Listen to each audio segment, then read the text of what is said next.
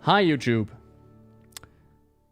A lot of people have asked, how exactly is the story going to take us into the Dragon Isles?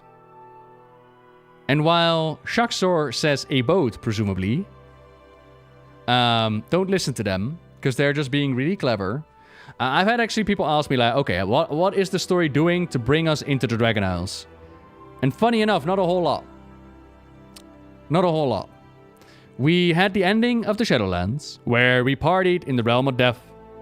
A rip that was opened up by Sylvanas with the Helm of Domination was for some reason instantly closed when we took care of the jailer. In their final moments, they made mention of,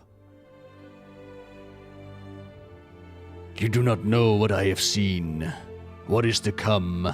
You do not understand what I tried to do." And everybody looked at the jailer and went like, "JK, don't care. Bye now." And they all went home. And like 3 years had passed. So 3 years. We did like a little time skip. So, or did 5 years pass? I think 3 years passed. So we did 2 years in the Shadowlands and then another 3 years of doing nothing at all. And in that time, wouldn't you believe it, World of Warcraft for a little while was World of Peacecraft. Because nothing happened. We all just went home, we hugged our loved ones, and it was great. Bit sad that none of us got to experience it, but it was great, okay? Horde and Alliance has not been fighting each other. Not at all. Anduin is still missing. Sylvanas is still in the maw, presumably, saving the souls of the damned one by one. You might wonder, is that not really a little bit effed up for the souls of the damned that were sent there unknowingly, unwillingly, and unfairly? But then how would Sylvanas learn her lesson?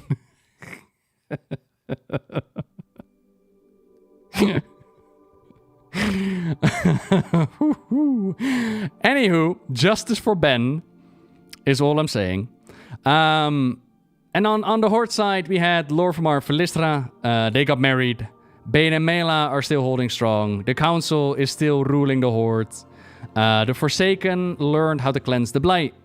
And the Forsaken are now ruled by a council as well. That's pretty much what happened in those 5 years. And beyond that, children have grown up. Like Moira's child has grown up a little bit. They're the twins of Risa that have gone a little bit older. Some time has passed on Azeroth and the world kept turning. So then the question becomes, okay, why the Dragon Isles? Why now? What exactly has happened? And I think, unless somebody in chat is going to correct me, I think that is still something that needs to be specifically answered. We know that it has something to do with the elements awakening.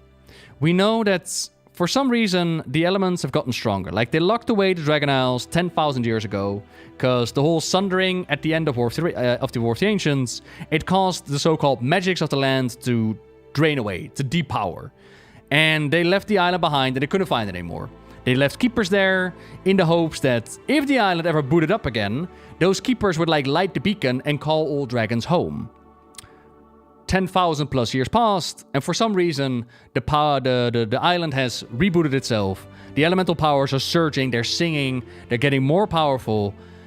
And Tony Stony Baloney woke up and he looked around and he was like, oh boy, all my brothers and sisters, they're a little bit broken. The ones that were like ruling at the top of the tower, they're all broken. It's up to me to light the beacon and get them back to Gondor. And so Tony climbed to the top of the tower, fixed the beacon, and the dragons were being called home again. In the short story, we actually, like in the cutscene, Alexstrasza instantly catches Tony and like goes back there.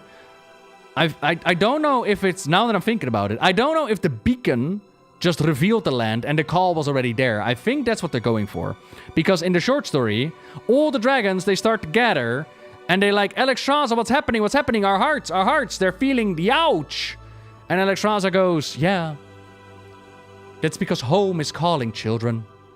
And yeah, that's kind of what's calling us back. So this whole resurgence of the elemental power is actually key because it is connected to the Primalists. And the Primalist, which is actually rather interesting to me, and I'm hoping for everybody else as well, new storytelling. it giving me massive Mist of Pandaria vibes. New storytelling. So, the Dragon Isles is gonna get new storytelling. There's been this big-ass war over 20,000 years ago that's gonna get new storytelling.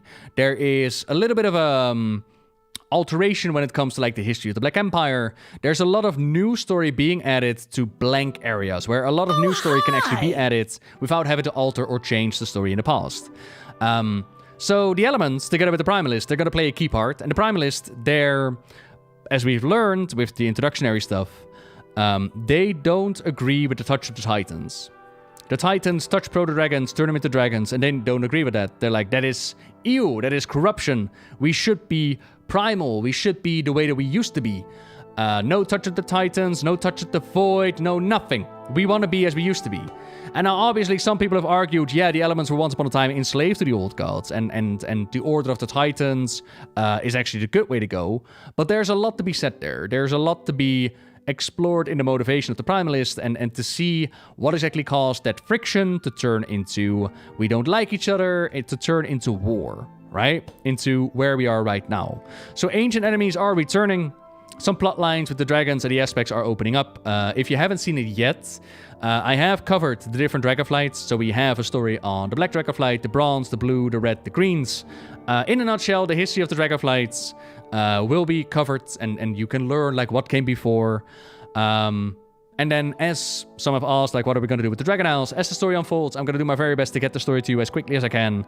And yeah, that is our introduction, our connection to the Dragon Isles. So like I said, a lot of new stuff being added, not that massively connected to the Shadowlands, which I'm quite happy about, but personal opinions aside, it has something to do with the elements rising, and the call has gone out. Yeah, we'll leave it at there. Alrighty, bye-bye.